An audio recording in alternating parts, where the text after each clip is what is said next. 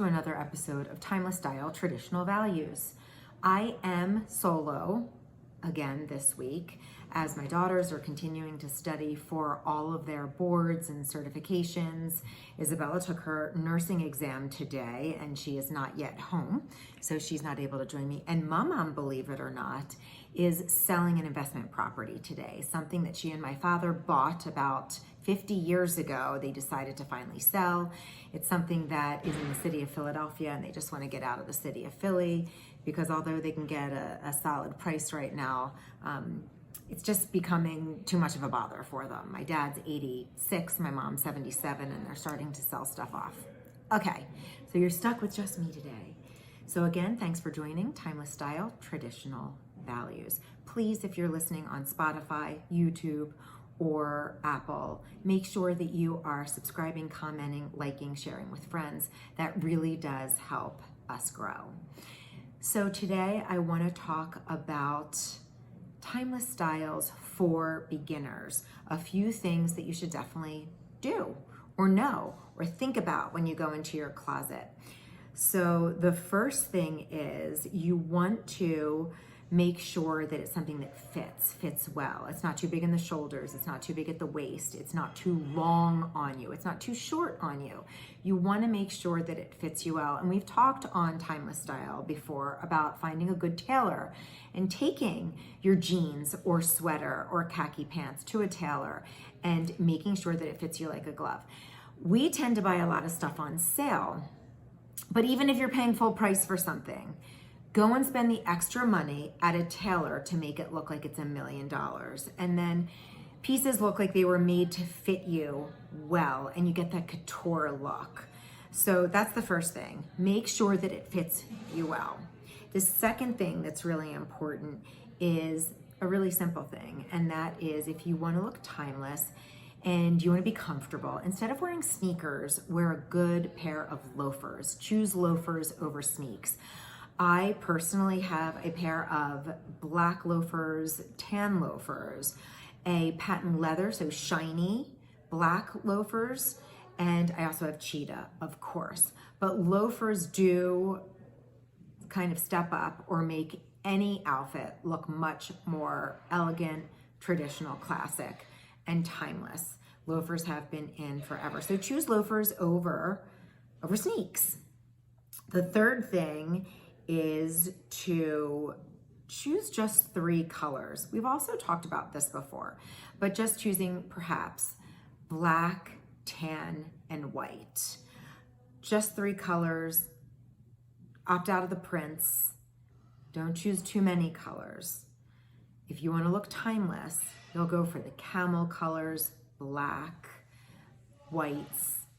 Maybe you'll choose gray and black to wear, but no more than 3 colors. You can choose all 1 color, you can choose 2 colors, but don't choose more than 3 colors. So perhaps you're gonna have a black sweater on with a camel colored belt, white shorts, camel colored loafers. I like to match my belt to my shoes a lot. That's another timeless, I'm just throwing that in for you. And then, so those are the really 3 things that you just need to remember for timeless style. Make sure that it fits well. Call a tailor in if you need to. A good tailor will get your piece back to you in a week. Choose loafers over sneakers and try not to combine more than 3 colors in your outfit.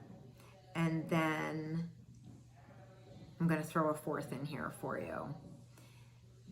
Keeping your nails short and clean and manicured.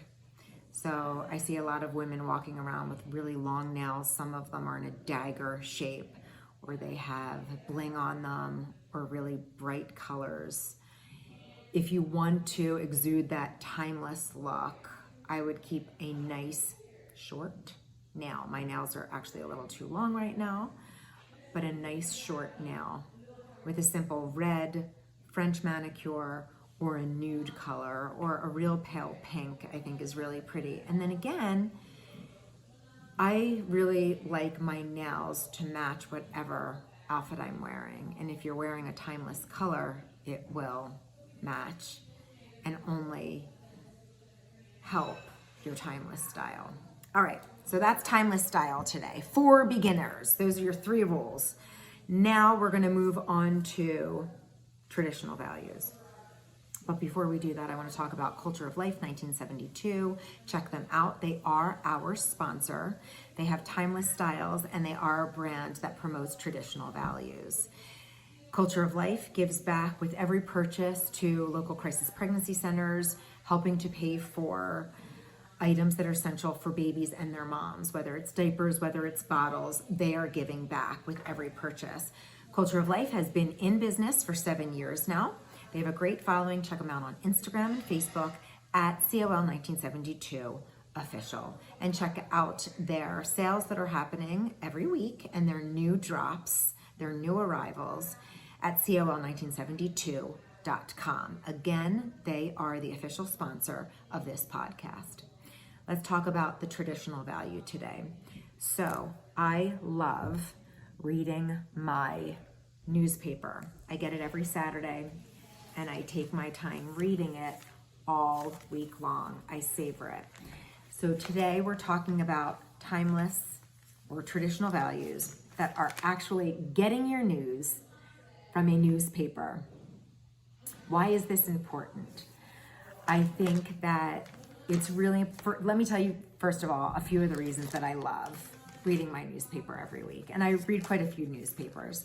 I like to hear everyone's side, what everybody's talking about, all of the different viewpoints that are coming in, all of the opinions. And, you know, when I started reading the newspaper, because my dad's a big newspaper reader, so I saw him reading the newspaper, which made me want to read the newspaper. There were always newspapers in our house.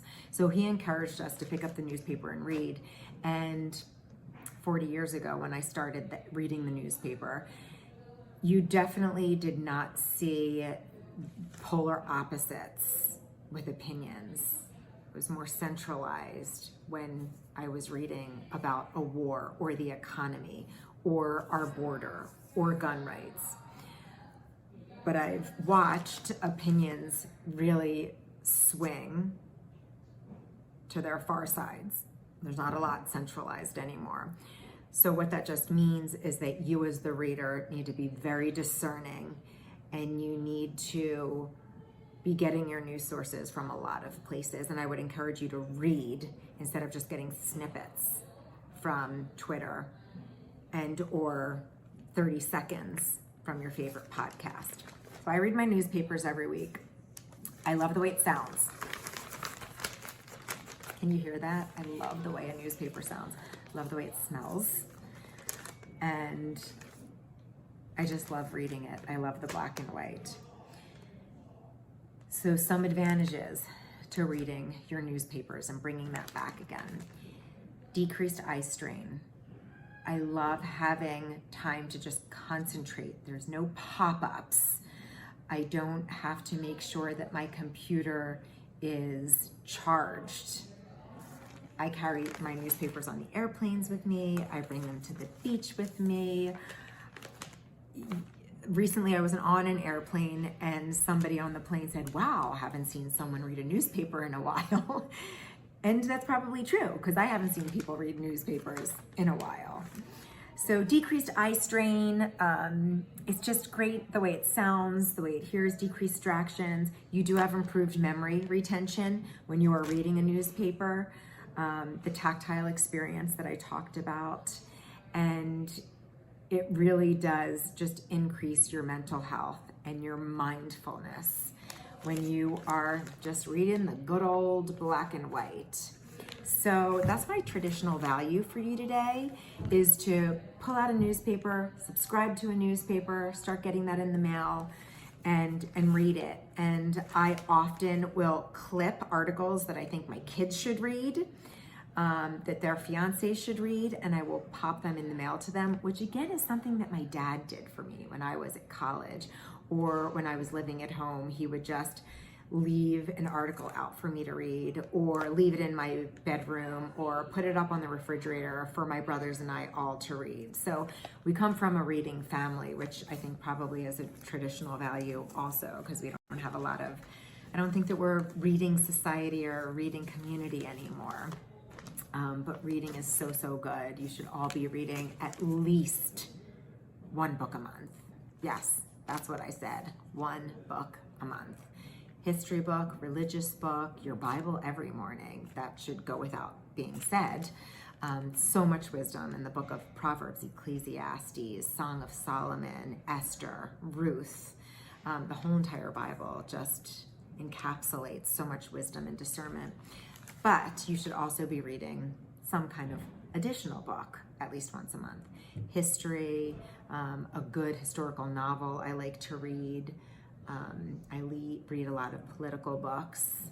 I love reading books about royalty and just how everything came into being in Great Britain and all of Europe and castles. I don't really read a lot of fiction. The closest that I'll get is historical fiction. But anyway, that is my timeless style and traditional value for you today. So please, again, remember to like, comment, share wherever you're listening to our podcast right now. That really, really helps us. And next week, I hope to have Mum back, and one of my daughters will be here with me. So thanks for joining us today.